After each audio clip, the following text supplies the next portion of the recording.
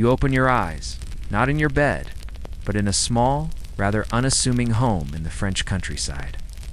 The year is the early 1800s, and the air smells of freshly baked bread and the distant scent of a wood fire. You are, in essence, our protagonist. Born into a world on the cusp of profound change, yet still deeply rooted in agrarian rhythms. Your early life isn't marked by grand events or noble lineage. Instead, it's defined by a quiet, observant nature. As a child, you don't find joy in boisterous games as much as you do in solitary wanderings.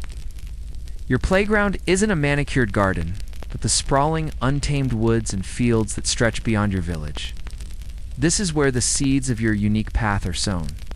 You see the world with a particular intensity, while other children might chase butterflies. You're captivated by the intricate patterns on a fallen leaf, the delicate structure of a spider's web glistening with dew, or the way light catches the dew on the underside of a fern. There's an innate curiosity. It's a nascent, scientific inclination that manifests not through books, which are scarce and expensive, but through direct, tactile engagement with nature. You pick up stones, marvel at their geological veins, watch insects, studying their determined scurrying, and you spend hours, quiet as a mouse, observing the slow, relentless unfurling of new life from the soil. This isn't just childish play. It's the beginning of a profound dialogue with the natural world, a dialogue conducted in silence and observation. Your artistic talent, too, emerges early, almost instinctively. You're drawn to charcoal from the fireplace, sketching on scraps of paper or even smooth stones.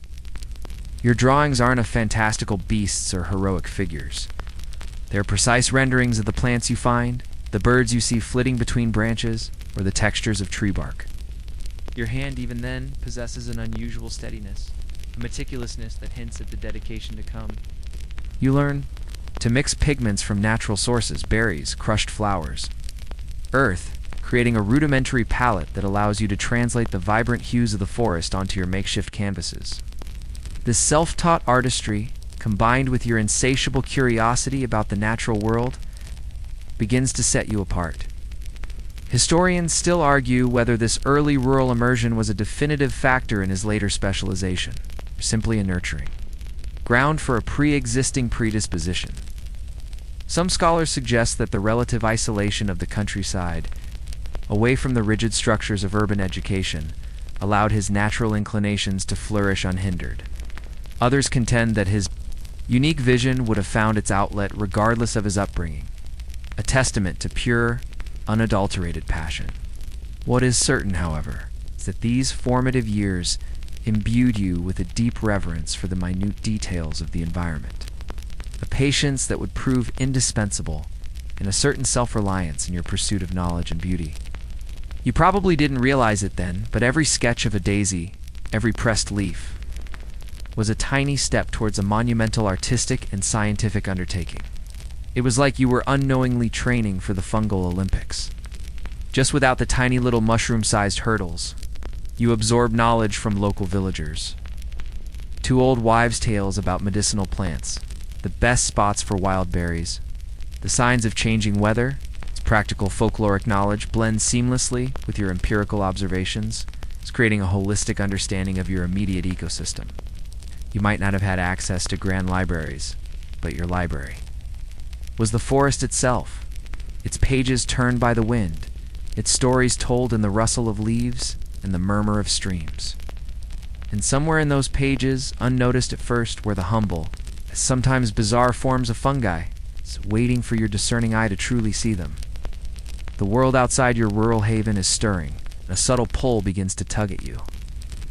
The call of Paris, the beating heart of 19th century France, grows stronger with each passing year. It's a city synonymous with art, science, and intellectual ferment, a place where aspiring talents converge to hone their craft and seek recognition. For someone like you, with an already keen eye and a burgeoning skill, staying in the countryside, while nurturing, ultimately limits your potential.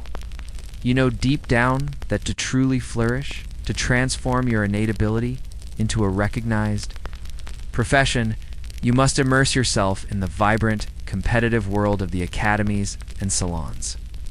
It's like realizing your local open mic night isn't quite cutting it when you dream of playing. Carnegie Hall, you've got to go where the big brushes are, so with a mixture of trepidation and immense anticipation, you make the journey to the Capitol.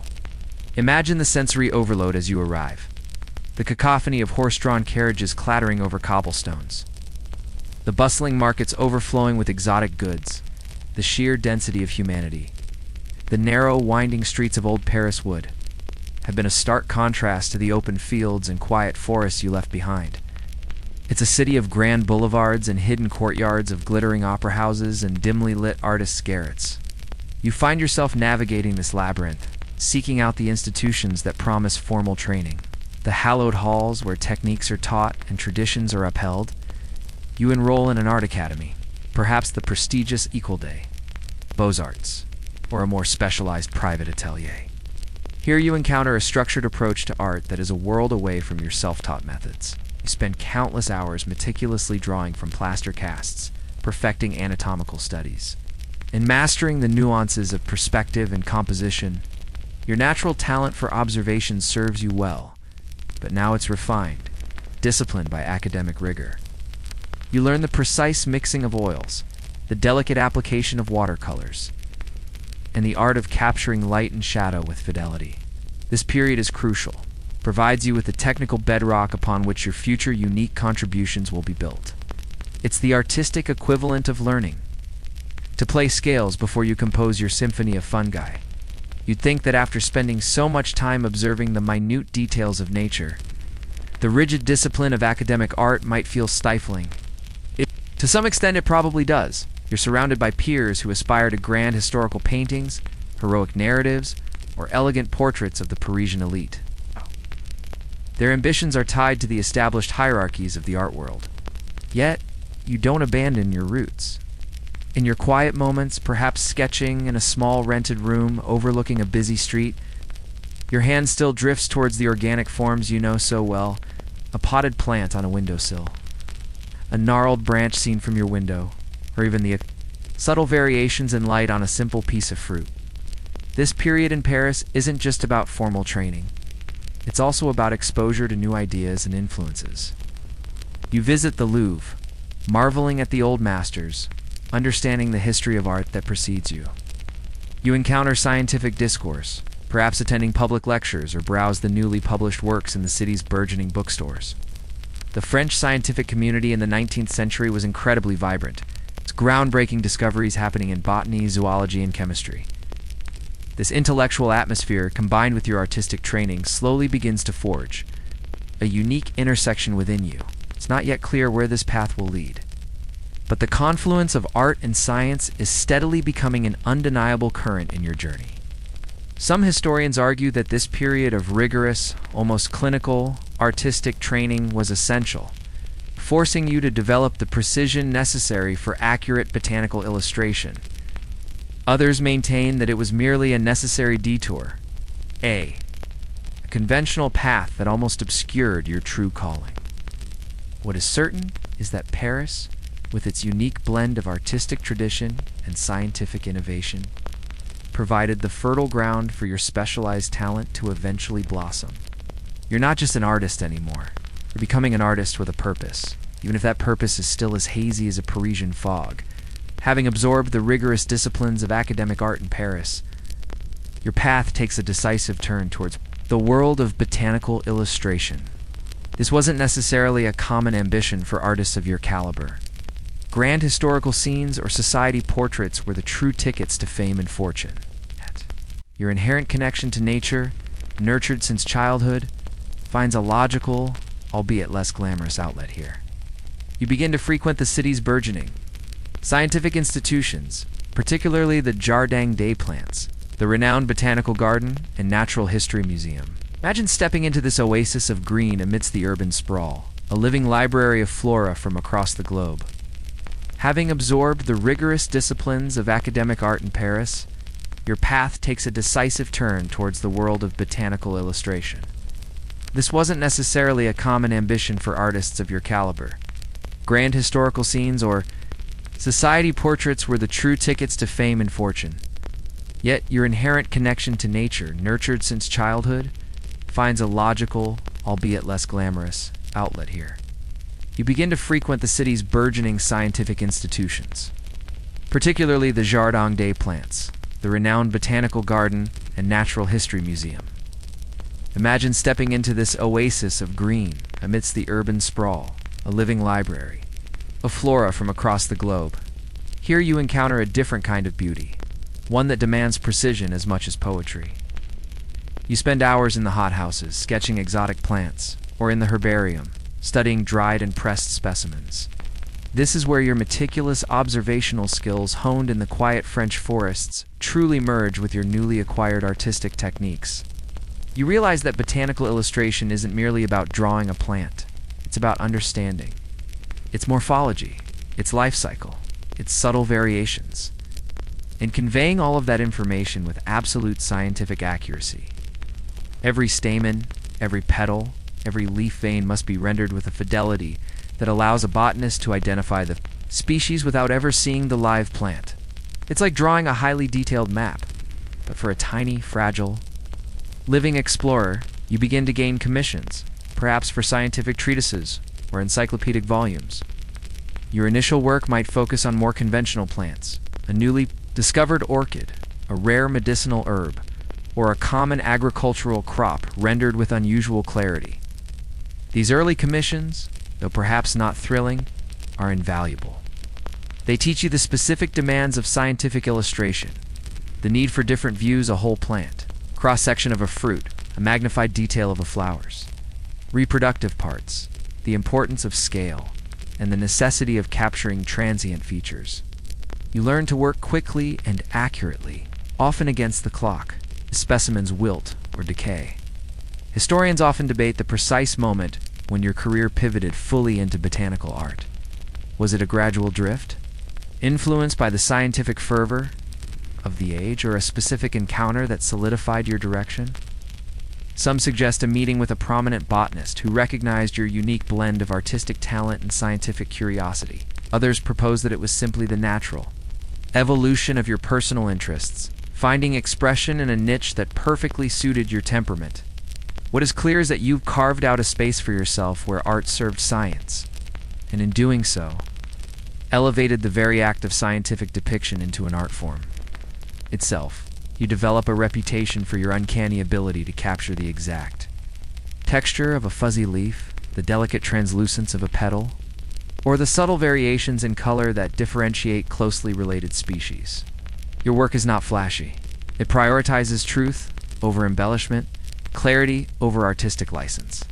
Yet, within this strict framework, your inherent artistic sensibility shines through. You compose your illustrations with an aesthetic grace, arranging elements on the page in a way that is both scientifically informative and visually pleasing. You might experiment with different lighting to highlight specific features, or use subtle washes of color to give a sense of depth without sacrificing accuracy. This period is one of quiet, diligent effort. You are building your portfolio, your reputation, and most importantly, your specialized knowledge. You're becoming fluent in the language of botany, learning the Latin names, understanding the classifications, and appreciating the intricate web of life that connects all plants. You're not just an artist drawing plants. You're an artist drawing for botanists, for apothecaries, for anyone who needs to understand the precise visual identity of the natural world. And somewhere in this vast green tapestry, the first subtle, intriguing shapes of fungi begin to catch your discerning eye. Lurking beneath the leaves, hinting at a whole new world waiting to be painted. You might have thought you were just drawing pretty flowers, but you were actually preparing for your grand fungal destiny. It's like practicing your scales for years, only to realize your true calling is playing air guitar in a heavy metal band. Except with more scientific rigor. The transition from general botanical illustration to a singular focus on fungi wasn't an abrupt shift, but rather a slow, undeniable gravitational pull. You'd already rendered countless leaves, flowers, and fruits, capturing their familiar structures with masterful precision. But then you encountered them, the mushrooms. Perhaps it was a particularly vibrant cluster of toadstools tucked beneath a fern, their caps a startling scarlet against the damp earth. Or maybe it was the ethereal glow of bioluminescent fungi discovered during a twilight stroll. Whatever. The catalyst, these peculiar often overlooked organisms began to captivate your imagination in a way that no orchid or lily ever had. It was like suddenly realizing that while everyone else was admiring the fancy main course, the true magic was happening with the bizarre. Sometimes glow-in-the-dark appetizers. Fungi, unlike vascular plants, presented a unique set of challenges. In fascinations, they weren't green. They didn't photosynthesize.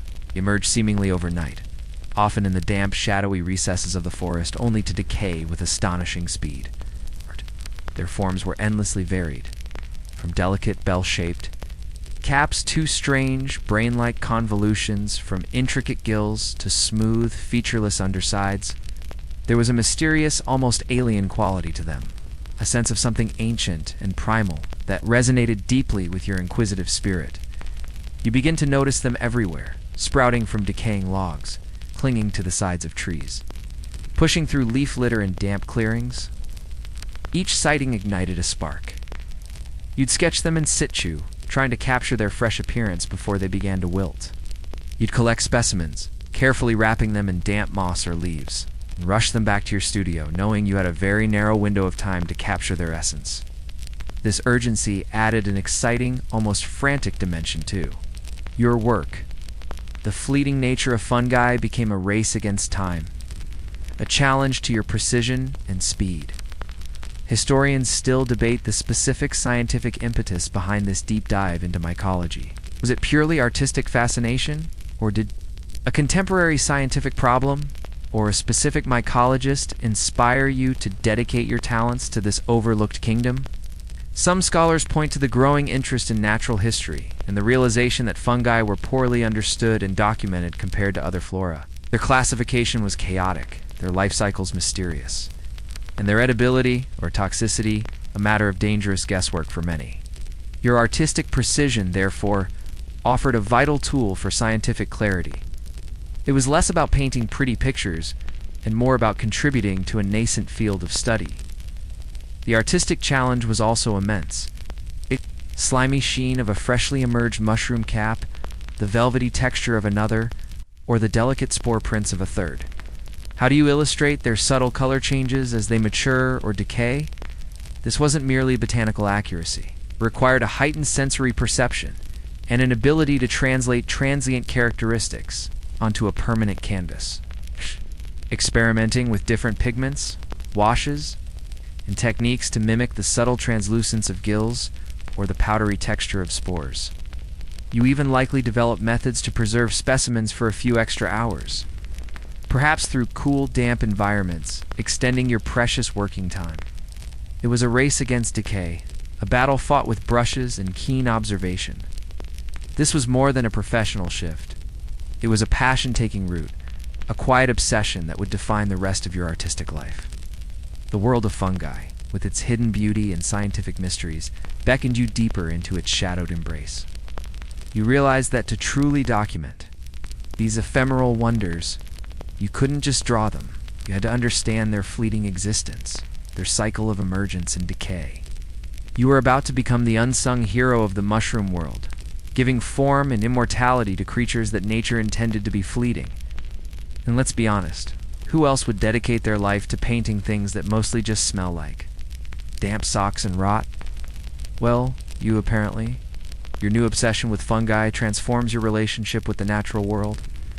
No longer are you merely observing from a distance. You are now a dedicated hunter, a meticulous collector. You spend countless hours, often days, trudging through the vast, damp forests of France, particularly those known for their rich mycological diversity. Imagine the sensation of the cool, damp air on your face, the rustle of leaves underfoot, the scent of earth, decaying wood, and the elusive, sometimes pungent aroma of hidden fungi. This isn't a leisurely stroll, it's a mission. You carry a sturdy wicker basket, not for picnics, but for precious specimens, along with a small trowel, a sharp knife, and your ever-present sketchbook and pencils. You also have a keen sense of direction or at least a healthy fear of getting utterly lost, which is essentially the same thing when you're deep in the woods. You learn to read the forest floor like a book, which types of trees host specific fungi, which soil conditions are favorable, which seasons yield the most prolific growth. After a heavy rain, your heart quickens. It's prime time for new eruptions of fungal life. You develop an almost uncanny ability to spot the camouflaged cap of a rare bolete peeking out from beneath a pile of leaves, or the delicate gills of a fairy ring mushroom emerging from the grass. It's a skill that combines scientific knowledge, artistic observation, and plain old stubborn persistence. You'd probably beat any truffle pig in a blindfolded foraging contest. No offense to the pigs, the fieldwork itself is challenging. Navigate uneven terrain, cross swollen streams, and contend with the unpredictable French weather. You might find yourself caught in a sudden downpour, sheltering beneath the dense canopy of ancient trees, or battling swarms of persistent insects. But these discomforts fade into insignificance when you unearth a particularly pristine specimen, one whose form and color are perfect, unspoiled by pests or decay. That moment of discovery, the thrill of finding a new subject for your brush, is its own reward. Historians still argue about the extent of danger you might have faced during your expeditions. While French forests weren't teeming with large predators, like wolves or bears in the 19th century, smaller hazards certainly existed. Slippery slopes, poisonous plants aside from the fungi you were deliberately collecting, and the ever-present risk of getting lost were real concerns. Emphasize the sheer physical demands of these long days in the field, highlighting the dedication required. Others note the social isolation, as your singular pursuit often meant solo expeditions. Far from the company of others, you meticulously document your finds in your field journal. For each specimen, you note the date, location, habitat, what type of tree it was near, what kind of soil, and any immediate observations about its color, texture, and size. You make quick, initial sketches, capturing the mushroom's appearance in its natural setting, its posture, and how it interacts with its environment. These field notes are invaluable, serving as a raw, immediate record before the specimen is transported to the studio. It's like taking detailed forensic photographs, but for subjects that are trying their best to melt. This intense, immersive fieldwork is not just about collecting. It's about deepening your understanding of the fungi themselves. Witness their incredible diversity, their astonishing life cycles, their vital, if often unseen, role in the ecosystem. You observe the tiny details, the way spores fall, the subtle changes in color as a cap expands, the presence of symbiotic relationships with trees. Its first-hand knowledge will later infuse your paintings with a vitality and authenticity that dry academic renderings could never achieve. You're not just painting mushrooms, you're painting their lives, their stories, and the very ground from which they spring. It's dirty, demanding work, but for you, it's pure, unadulterated passion. A love affair with the forgotten wonders of the forest floor, the moment you return from the damp, earthy embrace of the forest. Your home studio transforms into a vibrant, yet precise laboratory. This isn't a grand, airy space filled with marble statues, but likely a modest room. Perhaps with a north-facing window to provide consistent, diffuse light, crucial for accurate color rendition. Imagine the air, usually smelling faintly of paint and turpentine, now infused with the earthy, sometimes musky, aroma of your freshly gathered specimens. Your priority is to get these fleeting wonders onto paper before their delicate forms begin to fade, wilt, or worse, disintegrate into a puddle of spores. It's a race against nature's clock, a frantic, yet utterly focused sprint where every second counts. You're basically a botanical forensic artist. Only your subjects are much squishier. You carefully unpack your wicker basket, arranging each mushroom with meticulous care on clean white paper or ceramic plates. Each specimen is a puzzle, a unique form demanding to be understood and immortalized. You have a range of tools at your disposal: fine brushes, a vast array of pigments, magnifying glasses, and perhaps even small dissecting instruments. You might have a simple microscope, a relatively new invention. allowing you to observe the minute details of spores or gill structures that are invisible to the naked eye. This blending of scientific instrumentation with artistic skill is paramount. To your success, your process is systematic. For each mushroom, you begin with preliminary sketches, capturing its overall shape and posture. Then, you delve into the details. You might paint several views, a full portrait of the mushroom as it grows, view of its underside revealing the intricate pattern of its gills or pores, cross-section showing its internal structure, and perhaps even a magnified detail of its stem or cap surface. You pay obsessive attention to color, not just the broad hue, but the subtle gradients, the slight bruising, the exact sheen of a moist cap, or the powdery bloom on another. You're not just painting what you see, you're painting what you understand. About its living form, historians still argue about the extent of artistic license you might have taken with your work. While scientific accuracy was paramount, did you ever slightly enhance a color to ensure its vividness on the page, or subtly adjust a form for greater clarity? Some scholars argue that your fidelity was absolute, bordering on an almost photographic realism. Others suggest that the best scientific illustrators, while precise, also brought an interpretive eye, selecting and emphasizing features that best conveyed the essence of the species. What is undeniable is your ability to translate the three-dimensional, ephemeral reality of a mushroom into a two-dimensional, enduring image, a skill that required both scientific rigor and artistic genius. The lighting in your studio is critical. You might arrange a makeshift light screen to diffuse harsh sunlight, or use a simple oil lamp to create specific shadows that highlight texture. You understand that light can make or break the visual information of your illustration. And while you work, the clock is ticking. You might have only a few hours, sometimes even less, before the specimen begins to lose its turgidity, its vibrant color dulls, or its cap starts to shrivel. This constant pressure fosters an incredible speed and efficiency in your workflow. Without compromising accuracy, it's like trying to paint a portrait of a melting ice cream cone. Challenging, but deeply rewarding if you pull it off. You're not just a painter. You're a documentarian, an archivist of the perishable. Each brushstroke is a tiny act of preservation, freezing a moment in the mushroom's short life cycle for posterity. Your studio becomes a quiet sanctuary of scientific art, a place where the wild, untamed beauty of the forest is brought under precise scrutiny, transformed by your hand into enduring records. And as you work, surrounded by the delicate forms and earthy scents, you deepen your personal connection to these fascinating organisms, preparing to unveil their hidden world to a wider, often unseeing audience. The very nature of your subject's funga presence. A formidable adversary, time. Unlike dried herbs or pressed flowers that can retain their form for years, mushrooms are ephemeral. They emerge with astonishing rapidity, flourish for a brief, glorious period, and then, with equal speed, begin to wilt, decay, and ultimately liquefy. This presents a monumental challenge for any artist aiming for scientific accuracy.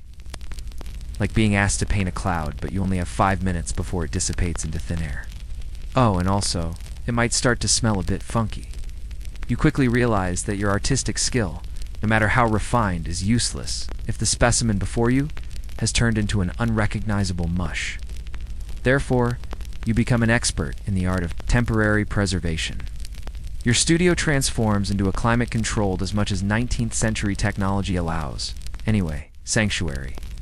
You experiment with various methods, placing specimens in cool, damp boxes lined with moss to mimic their natural habitat, using glass bell jars to maintain humidity, even wrapping delicate caps in cool, damp cloths. Every trick learned, every method discovered buys you precious extra minutes, sometimes an hour or two, to capture the subtle nuances of color and form before they vanish. The most critical aspect is speed. You learn to work with an intense focus, sketching and painting with a swift, confident hand. You prioritize the most important details first, the exact color of the gills, the unique texture of the cap, the specific attachment of the stem to the ground. You develop a visual shorthand, making quick reference notes about changing colors or textures as the mushroom ages. allowing you to finish the painting even after the specimen itself has begun to degrade. This isn't just art. It's a race against biological imperative. Historians still argue how much this pressure impacted your artistic style. Did the need for speed lead to a more impressionistic approach in some aspects, even within the strict confines of scientific illustration? Or did it simply hone your precision, forcing you to capture the essence with fewer, more decisive strokes? Some scholars argue that this fight against decay imbued your work with a unique vitality, a sense of capturing life at its peak.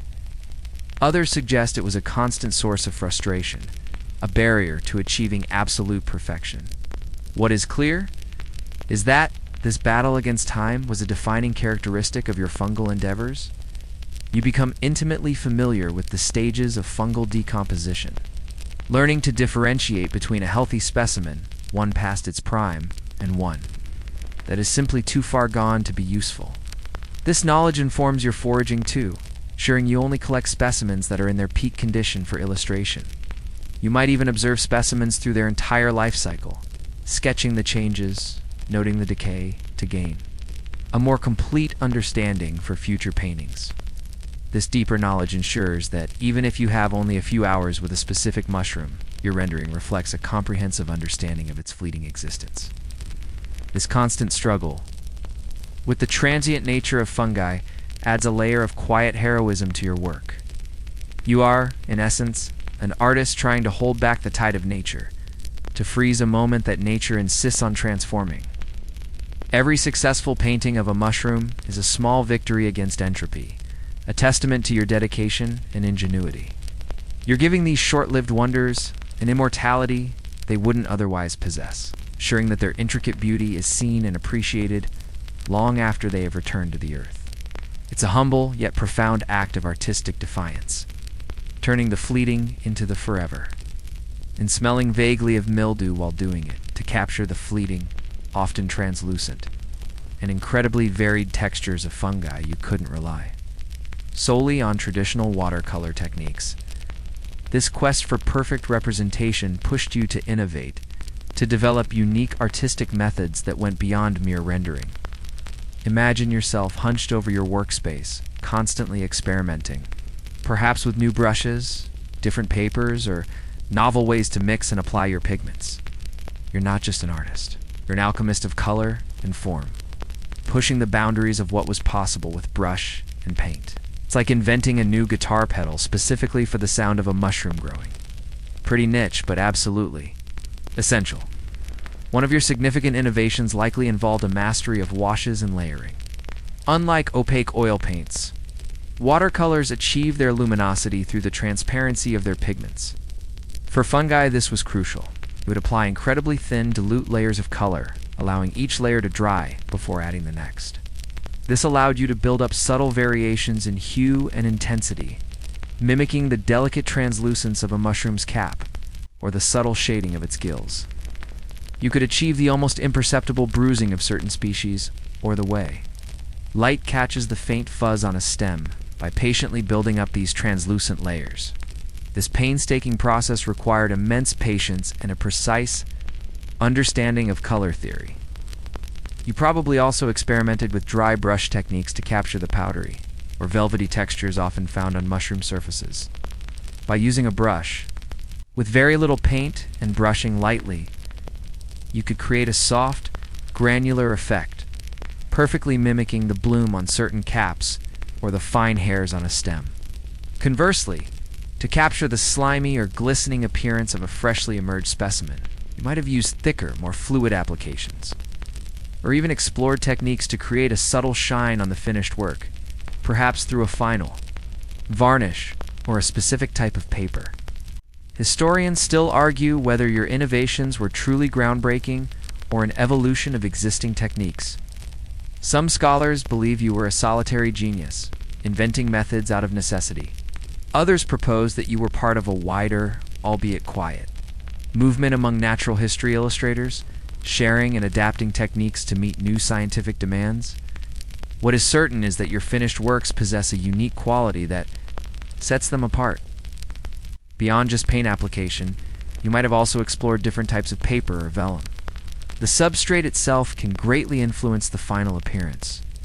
Perhaps you preferred a slightly absorbent paper for soft, feathered edges, or a smoother, harder surface for crisp details and vibrant colors. The texture of the paper could even be used to enhance the texture of the mushroom, becoming an almost invisible partner in your illusion. Furthermore, your use of magnification was probably a significant artistic tool. While scientific, using a strong magnifying glass or even an early microscope allowed you to see details that the naked eye would miss, the precise arrangement of spores, the cellular structure of a gill, or the microscopic hairs on a cap. Translating these microscopic details into a large-scale illustration required both technical skill and an interpretive eye.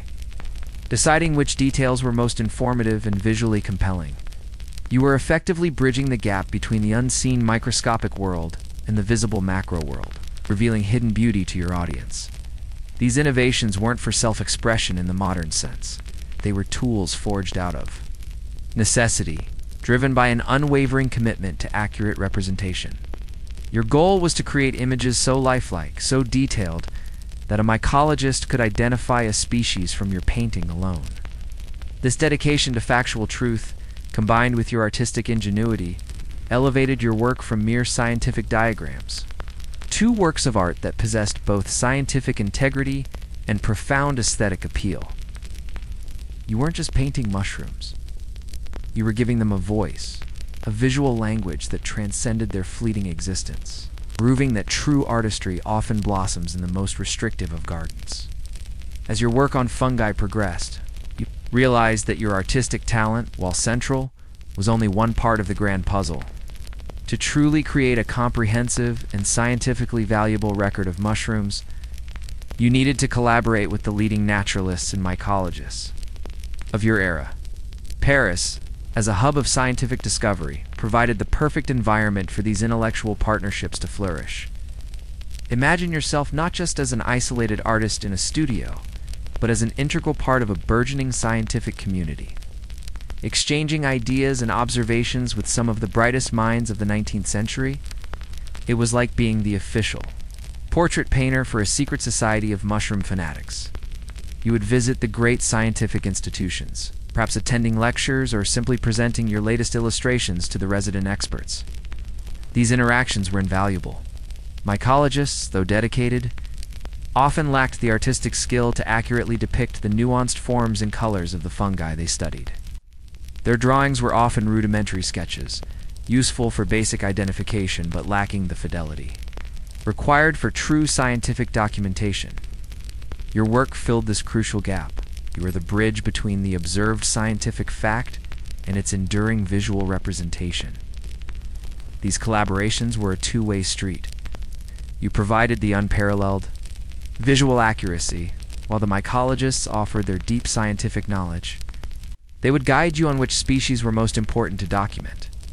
Explain the subtle morphological differences between closely related fungi, and provide crucial information about habitats, distribution, and even microscopic characteristics. You learn the proper Latin nomenclature, the hierarchical classifications, and the precise terminology necessary to make your illustrations truly scientific. This wasn't just about labeling. It was about understanding the scientific context of every gill, every spore, every subtle variation in color. Historians still argue about the nature of these partnerships. Were you seen as an equal, a scientific peer, or primarily as a skilled technician serving the needs of the pure scientists? Some scholars contend that the line between art and science was far more fluid in the 19th century, and that illustrators like you were considered vital contributors to scientific knowledge. Others suggest that despite your immense talent, illustrators often remained in the shadow of the named scientists, their contributions less celebrated in their own right. What is certain is that without this symbiotic relationship, your monumental work would not have achieved its scientific impact. You would spend hours discussing the particularities of a newly discovered species, sketching rapid drafts based on their verbal descriptions, and then returning to your studio to create the definitive, meticulously painted illustration. These scientists became your primary audience and critics. Their feedback, rigorous and demanding, pushed you to refine your techniques even further, ensuring that every detail was precisely rendered. If a mycologist pointed out a subtle distinction in spore shape or the exact point of attachment of a stem, you would return to your specimen, and if necessary, to the forest, to verify and correct your depiction. This network of collaboration not only enriched your understanding of fungi, but also elevated your own standing within the scientific community. Your illustrations began to appear in scientific journals, textbooks, and monographs, lending them a visual authority previously unseen. You became known not just as a talented artist, but as the artist who could truly capture the essence of fungi with unparalleled accuracy. These partnerships validated your chosen path, proving that your artistic obsession had profound scientific merit. You were no longer just painting pretty pictures. You were contributing foundational knowledge to an emerging field, immortalizing the fleeting for the sake of scientific understanding. And sometimes you even got to argue with very smart people about whether a cap was truly umbenet or just a bit lumpy. Good times, as word of your unparalleled skill in depicting fungi spread through scientific circles. It wasn't long before your work began to garner broader public recognition and acclaim. While botanical illustration might not have been as flashy as portraiture or grand historical paintings, the scientific community, and increasingly the educated public, understood the profound value of accurate visual documentation. Imagine your illustrations, once confined to your studio and the discussions of a few mycologists, now being seen in scientific journals, prestigious natural history publications, and even perhaps in public exhibitions. It's like you're obscure. Mushroom blogs suddenly went viral, but instead of cat videos, it's meticulously painted PUFF, BALLs. Your reputation grows steadily. You are no longer just an anonymous illustrator. You're the definitive artist for fungi. Requests for your work come from far and wide, from universities and scientific societies across France, and perhaps even from other European nations. Your name becomes synonymous with precision, beauty, and scientific integrity in the realm of mycology. You might find yourself featured in the prefaces of scientific volumes, with renowned naturalists praising your indispensable contributions. This widespread recognition serves as both validation and motivation, pushing you to deepen your commitment to this unique artistic endeavor. Exhibitions of scientific art. Though less common than fine art exhibitions, did exist, often within museums of natural history or learned societies. Imagine your exquisite watercolors, framed and displayed, drawing gasps of admiration not just from scientists, but from curious members of the public. People who might never have noticed a mushroom in the wild are suddenly captivated by the intricate beauty you reveal on the page. They marvel at the delicate gills, the vibrant colors, the subtle textures, all rendered with a lifelike quality that almost makes the paper seem alive. You become, in essence, an ambassador for the hidden wonders of the fungal kingdom. Opening eyes to a world previously unseen, historians still debate the true extent of your celebrity. While you were undoubtedly highly regarded within your niche, did your fame truly extend to the broader public? Or were you primarily celebrated by the scientific elite? Some scholars argue that your work, by its very nature, appealed to a more specialized audience. Others suggest that the 19th century public, with its burgeoning interest in natural history and scientific exploration, is more receptive to such detailed and beautiful scientific art than we might assume today. What is certain is that your meticulous efforts did not go unnoticed, earning you a respected place in the annals of both art and science. Your success also brings new opportunities. You might receive requests for lectures or demonstrations on your techniques, sharing your insights with aspiring illustrators or curious amateurs. You become a reference point, a standard against which other botanical illustrations are judged. The demand for your work provides you with a living, allowing you to dedicate yourself fully to your passion, free from the constraints of having to take on less interesting commissions. This newfound stability is invaluable, enabling you to pursue your monumental goal of documenting hundreds of fungal species. This period marks a pivot from quiet, solitary work to a more public persona, albeit one still deeply rooted in your artistic and scientific pursuits. You are no longer just an observer and painter. You are a respected authority, a bridge between two worlds, revealing the microscopic grandeur of the fungal kingdom to a grateful and curious audience. Your meticulous hand, once only known to a few, now shapes the understanding of mycology.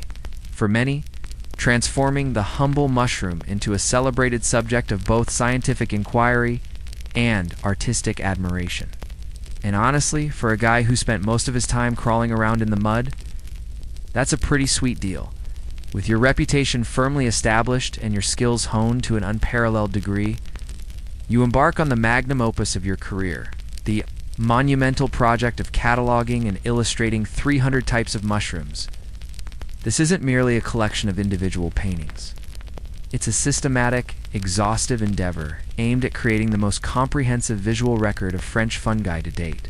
Imagine the sheer scale of this task: 300 distinct species each, requiring multiple views, meticulous color matching, and precise rendering of every microscopic detail. It's like deciding to write an encyclopedia by hand, but every entry also requires a perfect, tiny, detailed portrait. And all of it, of course, has to be done before the subjects literally melt. This ambitious undertaking defines your daily existence.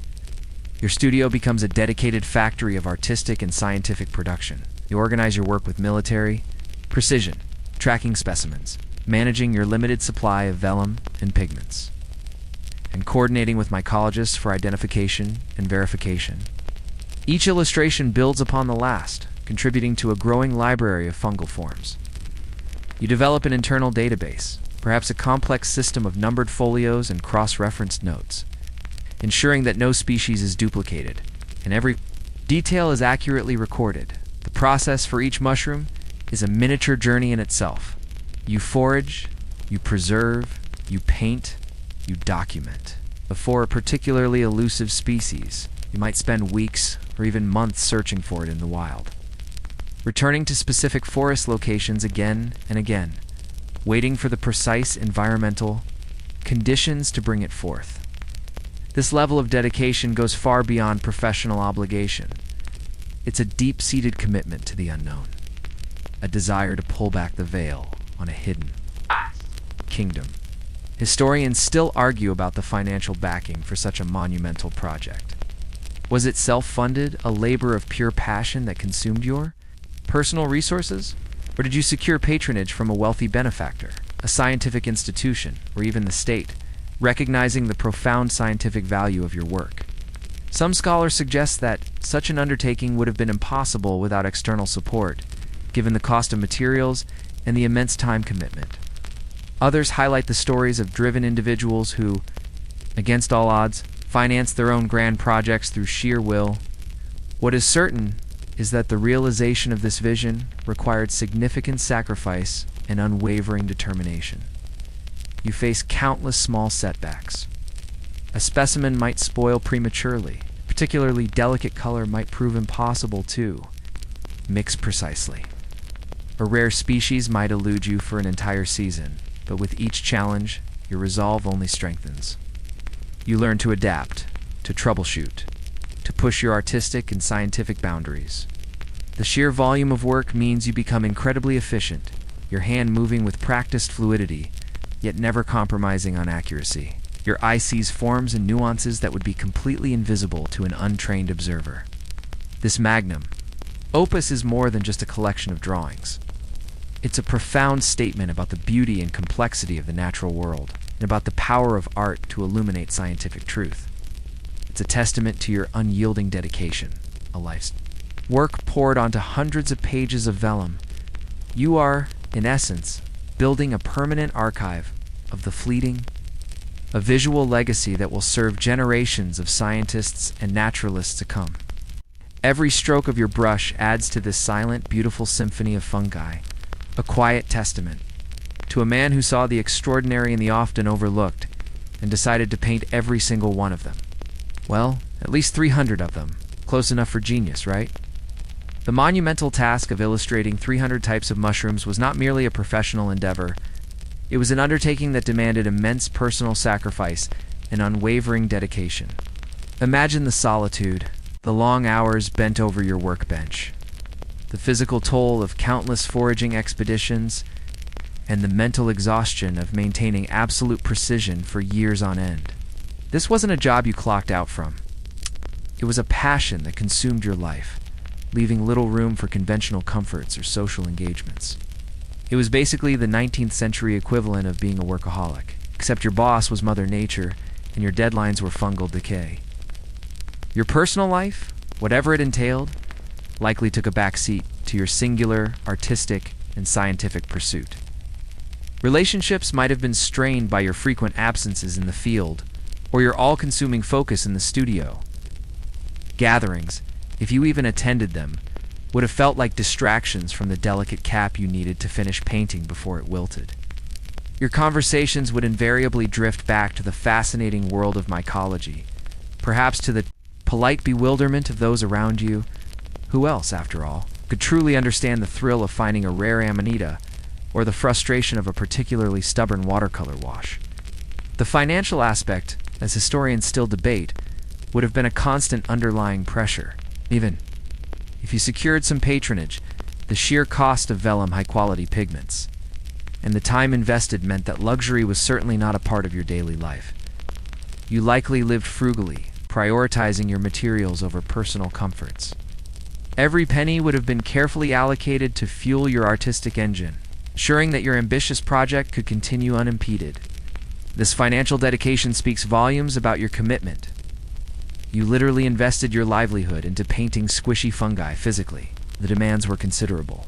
Hours spent crouching and kneeling in damp forests, carrying heavy baskets of specimens, and then the long stretches of intense, fine motor work in the studio would have taken a toll on your back, your eyes, and your hands. Your vision in particular would have been under constant strain from meticulously depicting minute details under often imperfect lighting. You would have developed a profound respect for the delicate instruments you used, and perhaps for your own body's ability to endure such sustained effort. It was a marathon, not a sprint, and your body was the trustee, albeit aching vehicle mentally. The discipline required to maintain such a high standard of accuracy over hundreds of illustrations would have been immense. Avoiding artistic fatigue, ensuring consistency, and continually pushing for greater realism demanded unwavering mental fortitude. There would have been moments of frustration, certainly when a painting didn't quite capture the ephemeral quality of a fresh mushroom or when a rare specimen was damaged. But your drive to contribute to scientific knowledge and to create enduring beauty always propelled you forward. This dedication was rooted in a profound love for your subject. You didn't merely paint mushrooms, you revered them.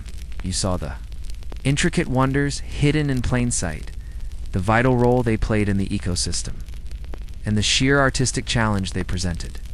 This passion sustained you through the long, solitary hours and the demanding physical work. Your work was an act of profound devotion, a quiet testament to the idea that true greatness can be found not in grand pronouncements, but in the meticulous, painstaking pursuit of understanding and representing the smallest, most overlooked corners of the natural world. Your personal sacrifices were the invisible foundation upon which your visible legacy was built, transforming you from a mere artist into a true visionary. You were basically a fungal monk, meditating with paintbrushes. Your monumental work on illustrating 300 types of mushrooms didn't just fill a gap in scientific literature. It left an indelible mark on both the worlds of art and science. Your contributions transcended mere documentation, elevating the humble fungi to subjects worthy of exquisite artistic representation and rigorous scientific study. Imagine the impact of your comprehensive catalog, a visual encyclopedia that empowered scientists, educated the public, and inspired future generations of artists. It was more than just a book. It was a bridge between disparate fields, built on a foundation of damp earth and delicate pigments. In the realm of science, your illustrations provided an unprecedented level of accuracy and detail. Before your work, mycological identification often relied on vague descriptions or crude drawings, leading to confusion and misidentifications, sometimes with fatal consequences given the toxicity of many mushroom species. Your precise depictions of color, texture, gill structure, spore prints, and various growth stages became the gold standard for identification. Mycologists could now reliably distinguish between closely related species, accelerating the pace of research and classification. Your work wasn't just pretty, it was incredibly useful. It streamlined the process of understanding fungi, moving the field from anecdotal observation to systematic knowledge. From an artistic perspective, you redefined what botanical illustration could achieve. You demonstrated that scientific rigor did not have to come at the expense of aesthetic beauty.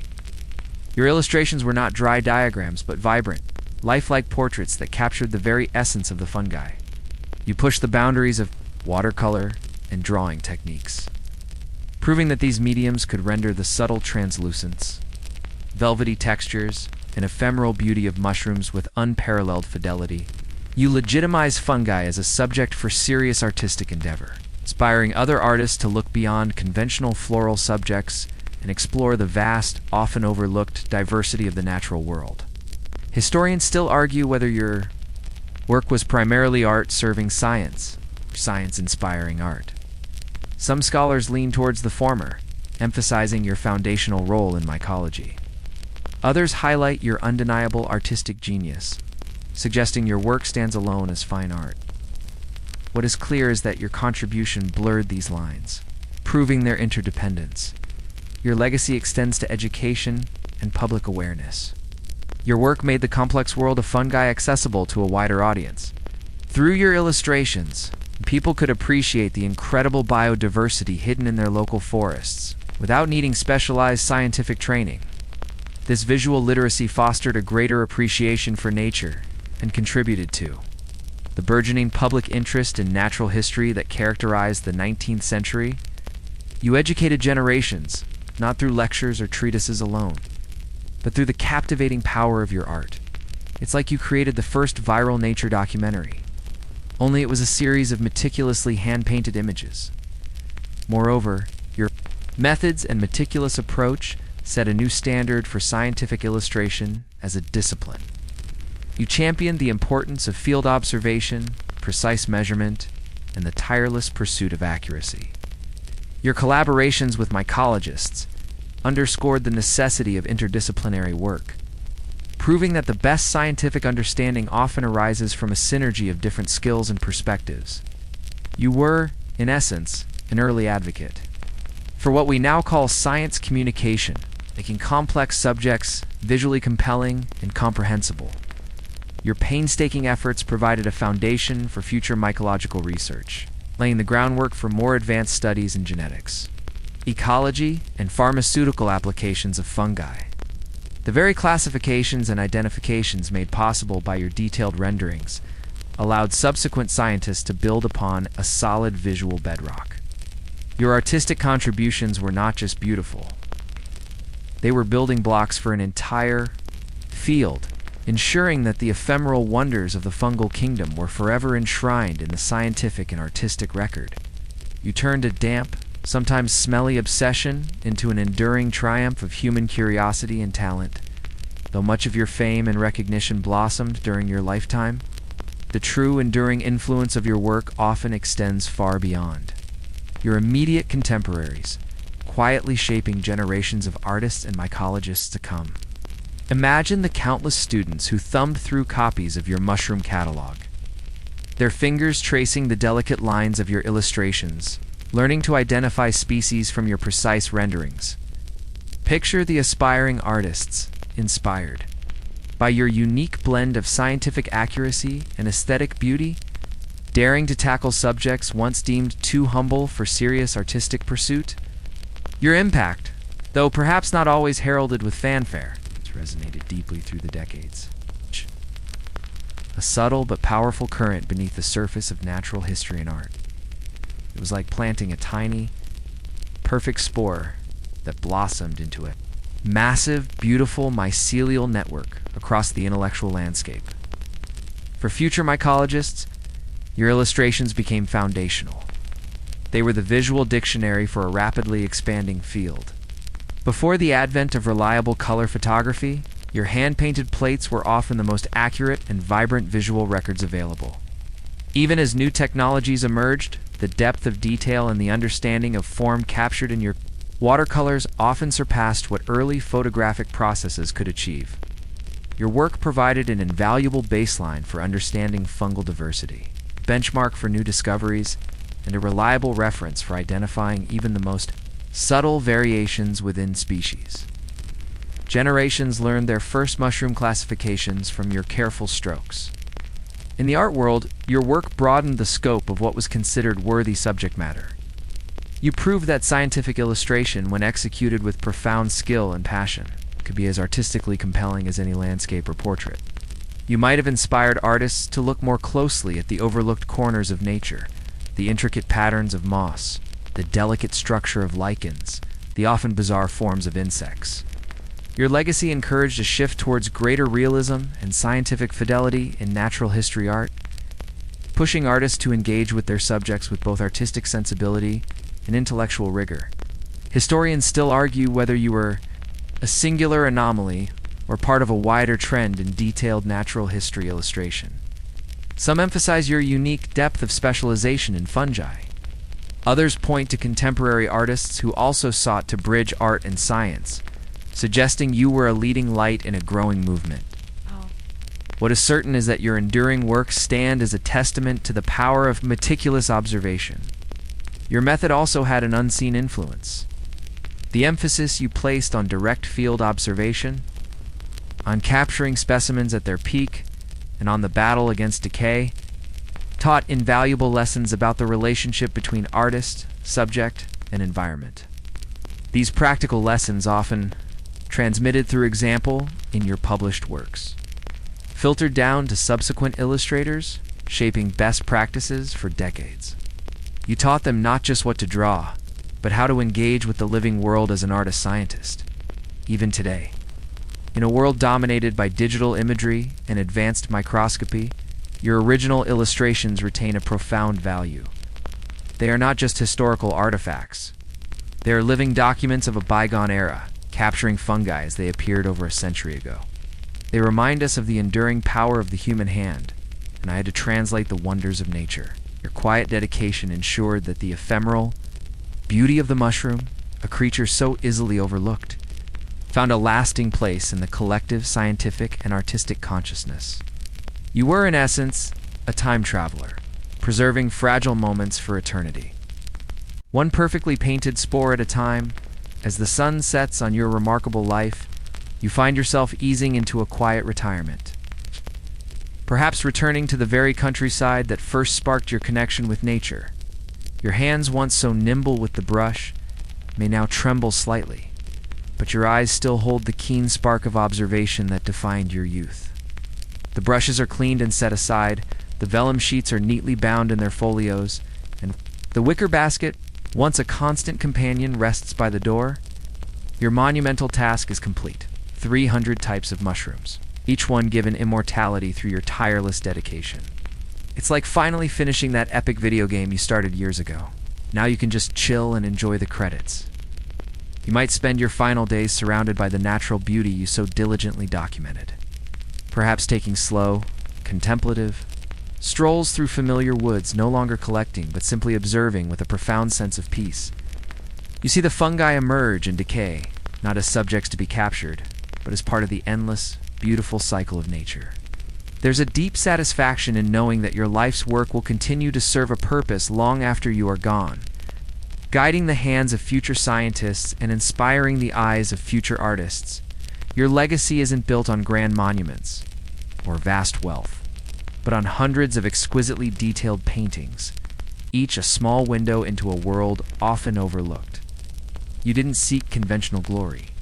Your reward was the quiet triumph of understanding, the joy of creation, and the profound satisfaction of contributing to human knowledge. You transformed an ephemeral subject into something permanent, lending dignity and beauty to creatures, often dismissed as mere slime or rot. Historians still argue about the exact circumstances of your passing. Was it a peaceful end, surrounded by loved ones, or a quiet departure, much like the humble fungi you cherished, returning to the earth that had nourished your passion? Some scholars suggest a quiet retirement, a fading into the background after, a life of intense focus, Others might imagine you sketching a final, fleeting mushroom in your last moments, your passion undimmed even at the very end. What is certain is that your life was a testament to the power of single-minded dedication and the quiet pursuit of beauty and truth. As your physical presence fades, your spirit remains forever intertwined with the delicate forms you captured. Every time a mycologist identifies a species using your illustrations, every time an artist is inspired by your precision, every time someone pauses to truly look at a mushroom on the forest floor, a part of your legacy lives on. You became, perhaps unintentionally, a silent guardian of the fungal kingdom, ensuring its visual story would endure. So as you drift off, imagine yourself becoming one with the quiet forest floor you loved so much, resting among the very roots. In mycelial networks, you've dedicated your life to revealing. The cycle continues. New mushrooms emerge. And the world remembers the artist who saw the extraordinary in the ordinary, who found his calling in the damp, shaded corners of creation, and who, with patience and passion, painted 300 types of mushrooms, giving them all a lasting place in our shared world. Rest easy, quiet visionary. Your work is done, and it is beautiful.